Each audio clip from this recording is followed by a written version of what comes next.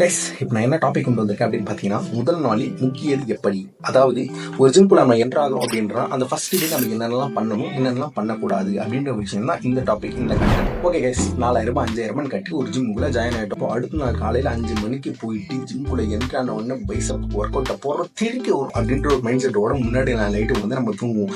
So அங்கே gym coach இல்லை, உங்களோட பாடுதான் அப்படின்ற ஒரு விஷயம் வந்துருச்சுன்னா நம்ம என்ன பண்ணுற பெரிய தப்பு என்னன்னு பார்த்தீங்கன்னா, போவோம், டம்பிள் ரேக் இருக்கும், ஒரு 10 கிலோ 12.5 இந்த மாதிரி ஏதாச்சும் ஒரு கேஜி எடுத்துட்டு பின்னாடி வருவோம். நம்ம பக்கத்துலேயும் அதே ஒரு கேஜியோட அதே ஒரு மசில் வேரியண்ட்டுக்கு ஒர்க் அவுட் போடுறவங்க அவங்க பக்கத்துலேயே நிற்பான். அவன் என்னென்ன வேரியன்ட் போடுறானோ நம்மளும் அது எல்லாத்தையும் போடுவோம். அவன் அந்த நேரத்தில் அவனுக்கு ஈக்குவல் கொடுத்துருவோம்.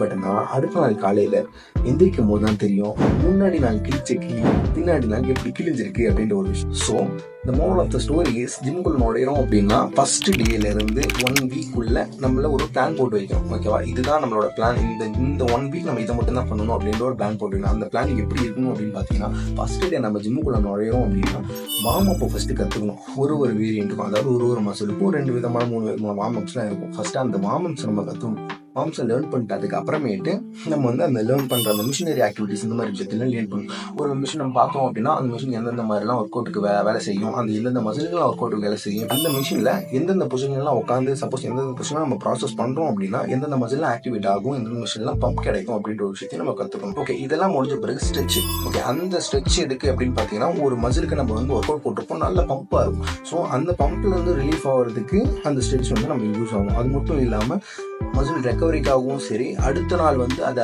கிராம்பு அந்த மாதிரி பெயின் இந்த மாதிரி எதுவும் இல்லாமல் இருக்கணும் அப்படின்றதுக்காக நம்ம வந்து after the work out stretch பண்ணுறோம். அந்த ஸ்ட்ரெச் வேரியண்ட்டும் ஒரு மசிலுக்கும் வேரியன்ட்ஸே ஆகும். ஓகே, இப்போ இது எல்லாத்தையும் நான் ஏன் உங்ககிட்ட வந்து சொல்கிறேன் அப்படின்னு பார்த்தீங்கன்னா, இதை நான் எதுவுமே பண்ணலை. ஃபர்ஸ்ட் டேவே போகிறன்ற பேரில் போய் ஒரு 5 கிலோ 10 கிலோன்னு தூக்கி அந்த தூக்குன கிராம் வந்து பெயின் ஆகி அடுத்த 2 நாள் லீவ் இந்த மாதிரி நிறையா தப்பு பண்ணுன்ற ஒரு ரீசனுக்காக தான் இந்த வீடியோ வந்து நான் போஸ்ட் பண்ணுறேன்.